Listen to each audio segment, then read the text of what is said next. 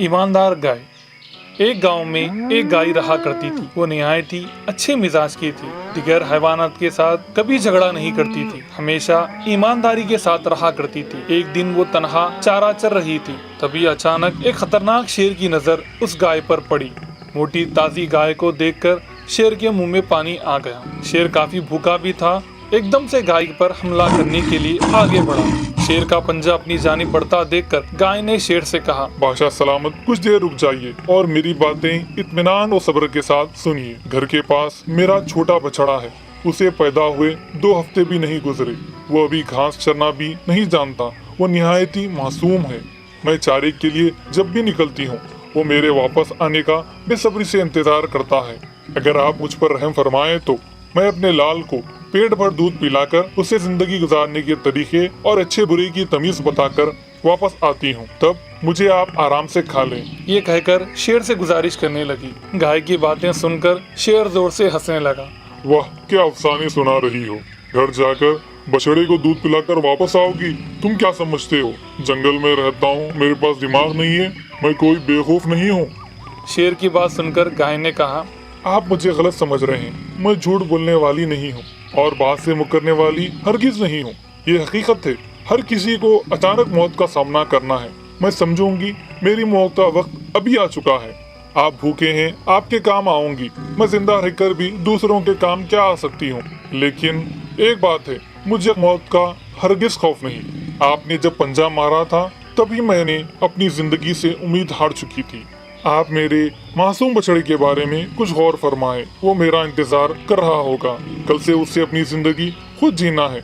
मैं उसे अच्छे बुरे और दुनिया के बारे में कुछ बताकर वापस आती हूँ। साथ ही साथ उसकी भूख दूर कर उसे जी भर देख लूंगी। इसके बाद आप मुझे आराम से खा लें। मुझे कोई इतराज नहीं होगा। ये सारी बातें गाय ने पूरी ईमानदारी के साथ शेर के सामने रखी। शेर कहने लगा, इंसानों में घूमने फिरने वाली जानवर हो तुम। तुम्हारी बातों पर कैसे यकीन करूं? लेकिन फिर भी ठीक है, तुमने मेरे सामने गुजारिश की है तो मैं तुम्हें एक मौका देता हूं। गांव में रहने वाले तुम जैसे जानवरों में कितनी सच्चाई और ईमानदारी होती है, यह मैं भी देखूंगा। चलो जाओ और जाकर वापस आओ। गाय जल्दी जल्दी घर वापस गई। बछड़े को पेट भर दूध पिलाकर उसके जिस्म को मोहब्बत भरी निगाहों से चूमने लगी और दर्द भरी आंखों से गाय ने बछड़े से कहा, मेरे प्यारे, अच्छी जिंदगी गुजारना, सबसे मोहब्बत और प्यार से पेश आना और साथियों से दोस्ती रखना, अपनी बात पर कायम रखना और किसी भी सूरत में झूठ हरगिज मत बोलना, अच्छे बर्ताव से नेक कमाओ। ये सब नसीहत करने के बाद दिल पर पत्थर लिए जंगल की जानिब बढ़ने लगी। शेर बेसब्री से गाय का इंतजार कर रहा था।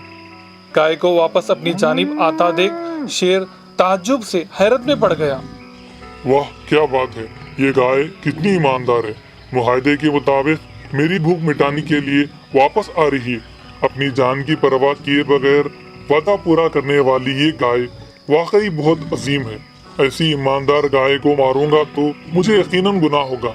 ये जहन में सोचने लगा। गाय करीब आते ही शेर ने कहा, ऐ अज़मत वाली गाय, तुम कितनी ईमानदार हो।